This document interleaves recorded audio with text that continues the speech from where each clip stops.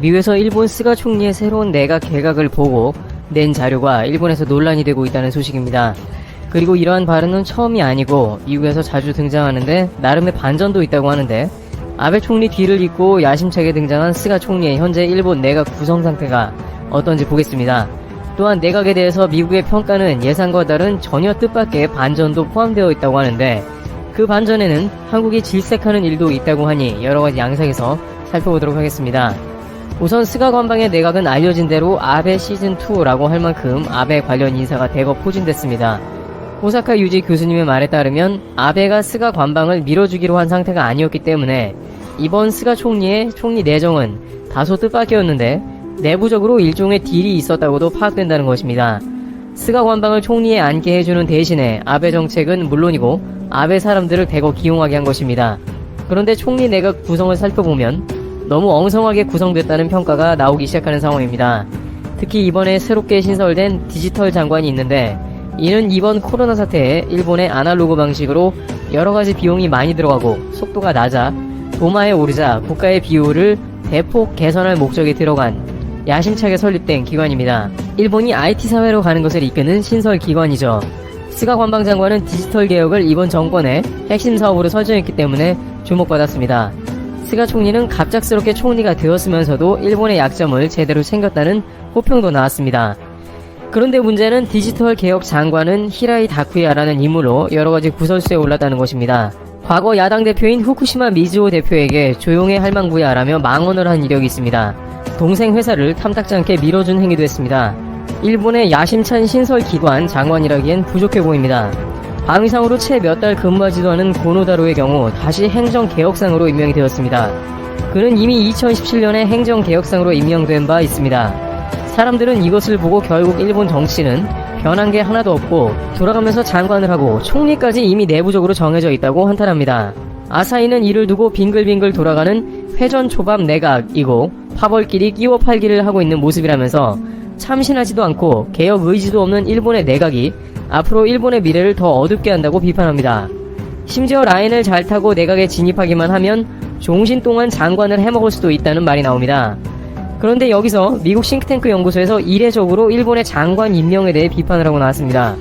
바로 이번 일본 방위상에 아베 친동생인 기시 노부오가 임명된 것에 대해서 초보자라고 깎아내린 겁니다. 기시 노부오는 아베 총리 친동생이지만 외가에 양자로 들어간 관계로 성이 다른 것이죠. 미 랜드 연구소 소속 제프리 호농 연구원은 기시 노부오 방위상에 대해 초보자라고 지적했습니다. 그는 스가 총리의 강요 기용 방식에 대해서 의심의 눈길을 보내면서 일본 내각에 의문을 던진 것입니다. 일본 내에선 스가 총리가 기시 중의원을 아베 전 총리를 배려한 것 아니겠냐는 시각도 있지만, 미국에서 이와 같은 이야기가 나오자 일본 네티즌들은 내정 간섭이 심하다며 불쾌한 반응을 보입니다. 한 네티즌은 트럼프나 자기 사람들 입단속을 시키는 게 좋을 것 같다라며 미국의 과도한 참견이라고 비판합니다. 미국이 일본에 대해서 초보라는 조롱 같은 말을 쓴 것은 이번이 처음은 아니고 종종 있어왔습니다. 아베 총리가 느닷없이 이란과 미국을 중재시키겠다며 이란에 방문했을 때 빈손으로 돌아온 적이 있습니다. 심지어 아베 총리가 이란에 있을 때 일본 배는 호르무즈 해역에서 피격당하는 수모를 겪기도 했습니다.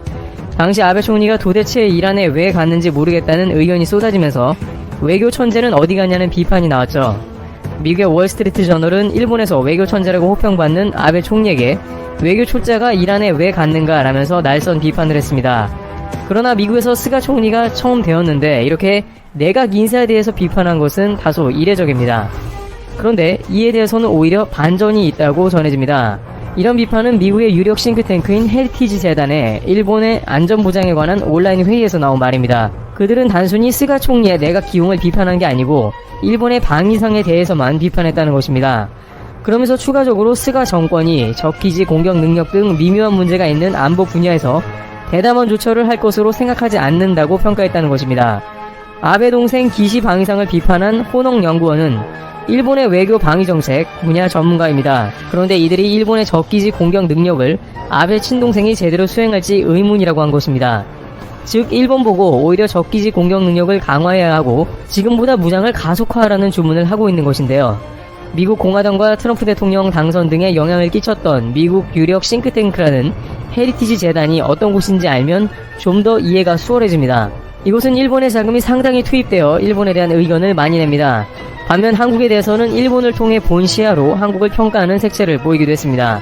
가령 헤리티지 재단은 느닷없이 한국 진보 정권의 각종 정책으로 인해서 한국 청년들이 고통받는다며 새로운 정권이 들어서 주당 근무 시간을 68시간에서 52시간으로 줄이고 최저임금도 인상했다고 비판합니다.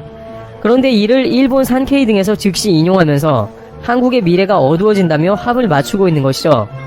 한편 미국의 각종 싱크탱크를 지원하는 자금은 한국이 일본에 절반도 못 미치고 있는 상황이기 때문에 결국 한국에 대해서는 좋은 이야기가 많이 없으며 일본에 대해서는 비판을 하되 일본이 원하는 걸 푸시합니다. 미국은 보스파를 비롯한 유력 싱크탱크에서는 이렇게 일본이 빠르게 무장되기를 강력하게 주장하고 있습니다. 일찌감치 2001년에 헤리티지 재단은 일본 헌법 개정을 지지한다며 평화헌법을 개정해야 한다고 주장했습니다. 공화당의 막강한 영향력을 행사하는 이들은 당시에 조지 부시 대통령에게 이러한 내용을 보고해야 한다고 했으며 일본이 빠른 시일 내에 집단적 자위권을 행사할 수 있도록 해야 한다는 것이 주요한 내용이었습니다. 이들 주장의 핵심은 일본이 무장화를 서두르는 것이 미일 동맹의 핵심이 될 것이라고 하는 면입니다. 이는 일본 아베 총리 및 극우 인사들이 반기는 것으로 아베 총리가 헌법 개정을 서두르려는 맥락과 일치합니다. 한편 한국에 대해서는 트럼프 대통령이 늘 얘기하는 돈을 더 내야 한다는 주장과 같은 말을 합니다. 헤리티지 재단의 존 베네블 연구원은 미국은 다른 파트너 국가들이 미국을 이용하도록 방치했다면서 앞으로 한국은 미국의 전략자산을 전개하는 데 있어서 비용을 부담하는 것이 공정하다고 강조했습니다. 물론 돈을 더 많이 내는 일본에 대해서 일본이 원하는 방향의 정책을 내는 것까지는 인정할 수는 있겠지만 그것이 미국 백악관까지 영향을 끼치고 있기 때문에 때로는 한국에도 적지 않은 위협이 될 가능성도 있습니다. 일본은 현재 북한을 대상으로 한 미사일 공격 옵션을 미국과 함께 새롭게 검토 중인 것으로 판단됩니다. 그런데 이렇게 되면 일본의 미사일이 한반도로 향한다는 좋지 않은 선례를 남기게 되는 것입니다. 일본은 자신들을 타겟으로만 삼은 북한의 고정된 미사일을 목표로 선제 타격한다고 말하고 있지만 이것이 나중에 어떻게 바뀔지 아무도 모르게 되며 외교나 영토 분쟁 등 예민한 국제 정세에 따라서 한국의 직접적은 아니더라도 간접적인 위협 수단 등으로 활용될 가능성도 없지 않다는 것입니다.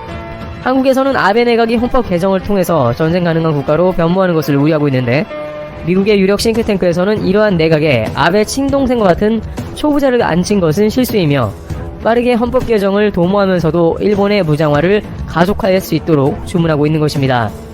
게다가 일본은 미국의 요청을 매우 잘 수용합니다. 앞서 아베 총리가 이란에 가서 외교 수모를 겪었다는 이야기가 있습니다만 이것은 알고 보니 트럼프 대통령의 요청이 있었다고 볼턴은 말했습니다. 볼턴은 그의 회고록에서 트럼프 대통령의 요청을 받은 아베 총리가 이란으로 향했다고 관련 내용을 밝혔습니다. 아베 총리는 이란에 가봤자 소용이 없을 것이라는 국내외의 비판을 알고 있었고 본인도 가고 싶지 않았을 것이지만 트럼프 대통령의 요청, 즉 미국의 요청에는 가장 먼저 반응하고 시키는 대로 웬만하면 해주는 모습입니다. 자신들이 내키지도 않는 것을 미국이라면 들어주는데 일본의 무장화는 일본 극우 세력이 바라는 것이라서 싱크탱크 재단이 아베 친동생 기시 방위상을 초보라고 했지만 어떤 면에서 아베의 가족이기 때문에 아베가 원하는 극우의 전쟁 가능한 국가로 가는데 오히려 빠르게 작업할 수도 있다는 의견도 나오고 있습니다. 이와 같이 새롭게 스가 내각이 출발하고 있는 가운데 일본은 과거의 정치 유산을 그대로 이어가고 있습니다. 게다가 일본이 아니라 미국까지 합세하여 일본은 군사 무장화를 서둘러야 한다고 주장하는 모습입니다. 앞으로 스가 총리 체제가 한국에 어떠한 영향을 끼치게 될지